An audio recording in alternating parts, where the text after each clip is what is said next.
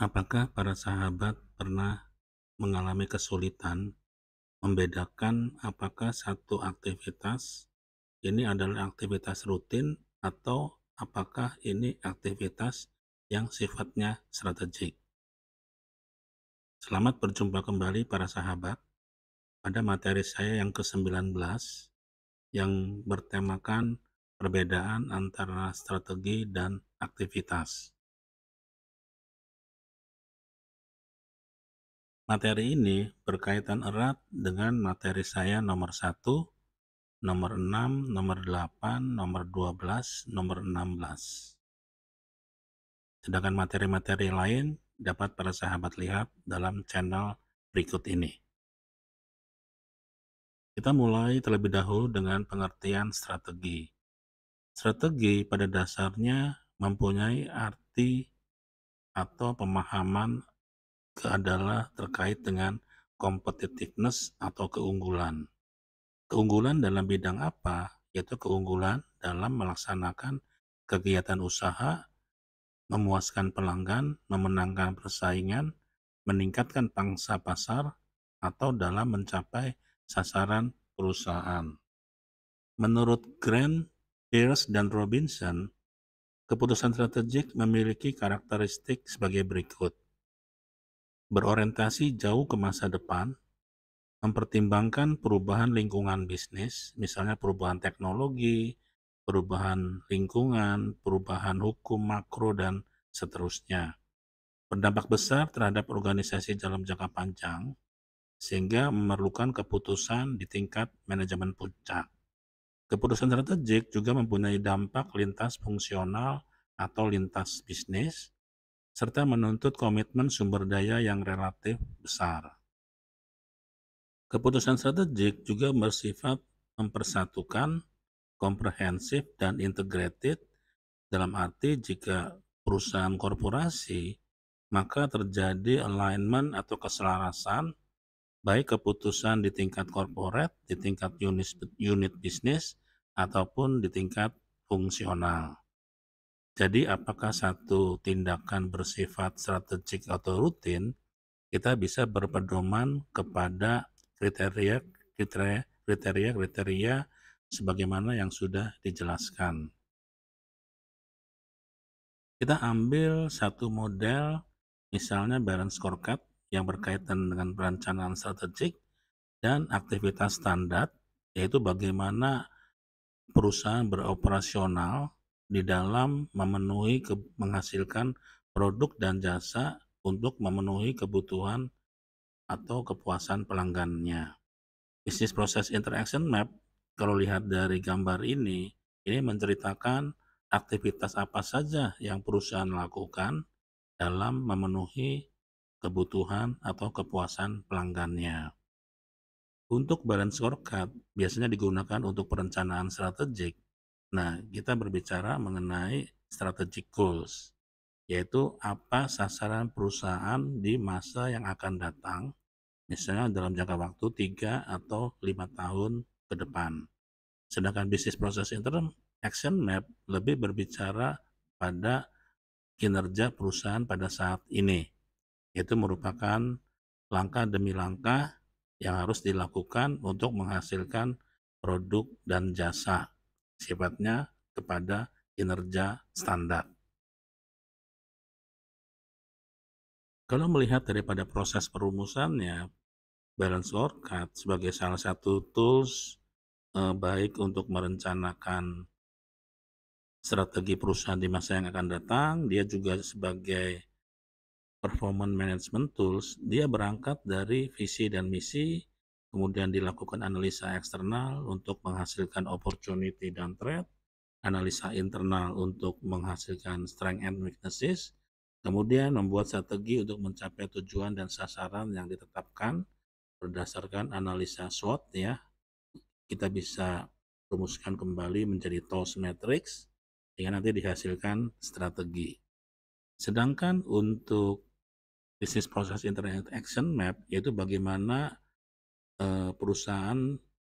aktivitas perusahaan di dalam memenuhi kebutuhan pelanggannya itu berangkat dari proses input proses dan output, di mana satu output dari satu fungsi atau bagian akan menjadi input bagi proses berikutnya, demikian dan seterusnya. Nah, biasanya kita menggunakan pendekatan dari proses hierarki, yaitu dari core proses, di mana core proses adalah seluruh proses yang berhubungan langsung dengan pemenuhan kebutuhan dan kepuasan pelanggan, sedangkan infrastruktur proses sifatnya lebih mendukung core proses. Jadi tidak berhubungan langsung dengan pemenuhan kebutuhan atau kepuasan pelanggan. Core proses sendiri terdiri dari beberapa key proses, sedangkan satu key proses terdiri dari beberapa subproses, dan satu subproses bisa terdiri dari beberapa aktivitas.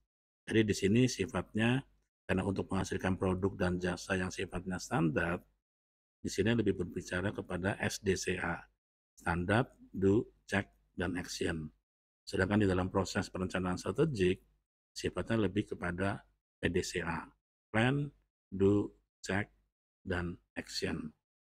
Jadi dari sejarah pembentukannya memang sudah berbeda antara yang sifat tindakan yang sifatnya standar atau rutin dengan tindakan yang sifatnya strategik untuk mencapai sasaran perusahaan di masa yang akan datang. Nah, kadang kita sering bingung, sering jadi agak ragu apakah satu tindakan ini adalah aktivitas rutin atau aktivitas strategik. Biasanya itu jikalau KPI-nya sama. Misalnya perusahaan mentargetkan defect ratio. Di dalam proses Business Process Interaction Map, standar yang ditetapkan oleh perusahaan untuk defect ratio adalah katakanlah misalnya 3%. Sedangkan perusahaan menghendaki 3 tahun yang akan datang, defect ratio itu menjadi 0%. Nah, ini sebetulnya KPI-nya sama, yaitu defect ratio, cuma untuk saat ini 3%, sedangkan perusahaan mengharapkan 3 tahun yang akan datang menjadi 0%. Nah, ini kita masih berbicara bahwa zero defect atau defect ratio 0% pada 3 tahun yang akan datang, itu sebetulnya berbicara mengenai stretch target. Jadi perusahaan tidak cukup hanya berbicara mengenai customer satisfaction, di mana 3% itu dianggap bisa diterima oleh customer, tapi perusahaan menginginkan terjadinya delighted customer, sehingga bukan 3% lagi, tapi betul-betul menjadi zero defect. Nah, kalau kita berbicara SDCA, itu kita berbicara mengenai standar input, standar proses, dan standar output.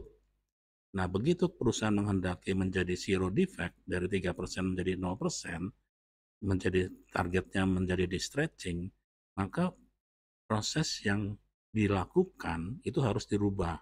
Apakah inputnya yang dirubah, atau materialnya, ataukah mesin yang digunakan, termasuk apakah proses perlu dirubah, atau baik input ataupun proses, kedua-duanya perlu diubah untuk mampu menghasilkan zero defect. Nah, pada saat zero defect itu terjadi, maka proses standar yang lama itu telah berubah menjadi standar proses yang baru. Karena diharapkan dengan input dan proses yang baru, perusahaan sanggup menghasilkan zero defect secara kontinu. Nah, untuk menentukan apakah satu tindakan itu strategik atau tidak, kita mesti berangkat dulu dari yang namanya destination statement, yaitu satu kondisi kesuksesan perusahaan di masa depan, katakanlah 3 atau 5 tahun, ya statement itu bisa dalam bentuk deskriptif posisional, nomor 1, nomor 2, ataukah besaran daripada penjualan, pasar, keuangan, kompetensi, dan seterusnya. Nah, balance scorecard sendiri sudah memberikan berbagai macam alternatif terkait dengan strategi yang bisa diambil oleh perusahaan. Untuk financial perspektif bisa mengambil revenue growth strategy atau productivity strategy. Untuk customer perspektif bisa ambil dari value proposition, sedangkan untuk internal business process disesuaikan dengan customer value proposition strategy yang diambil.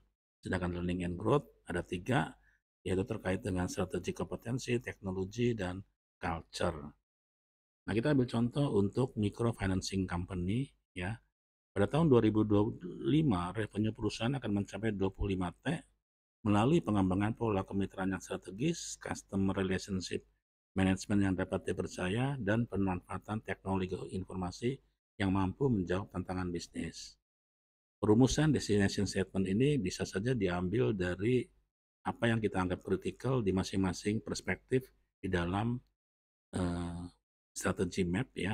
Tentu ini adalah gambaran mengenai hasil yang akan dicapai pada tahun 2025. Nah, dari sinilah baru kemudian diturunkan dalam bentuk milestone, target 2024 dan target 2023. Penentuan destination statement ini itu membantu kita untuk menentukan apakah tindakan yang kita ambil itu bersifat rutin atau bersifat strategis. Bersifat strategis jikalau dikaitkan dengan pencapaian kondisi kinerja perusahaan 3 tahun yang akan datang, sedangkan aktivitas yang bersifat rutin itu biasanya terkait dengan aktivitas bagaimana perusahaan memenuhi kebutuhan pelanggannya. Nah, di sini dikatakan 14T menjadi 45T, kemudian kemitraan atau franchise ya. Ini perusahaan akan menggandeng para pemilik modal daripada mereka melakukan praktek-praktek ilegal dalam bentuk rentenir. Nah, ini kita formalkan menjadi microfinancing company. Financial advisor adalah uh, advisor yang akan membantu para pedagang atau UMKM dalam menentukan pola pembiayaan yang paling cocok dengan kebutuhan mereka.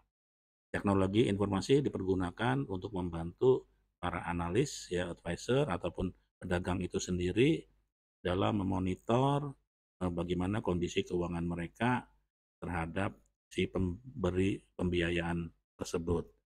Jadi strategi pada dasarnya berbicara bagaimana kita mencapai kondisi yang akan datang. Secara ringkas mungkin bisa digambarkan dalam bentuk seperti ini.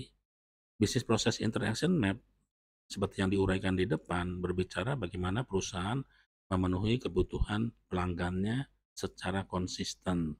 Artinya diharapkan ada satu standar kinerja yang bisa konsisten disampaikan untuk memenuhi kebutuhan pelanggan. Jikalau ada masalah, dilakukan gap analysis, dicari root cause-nya, kemudian dicarikan preventive action-nya.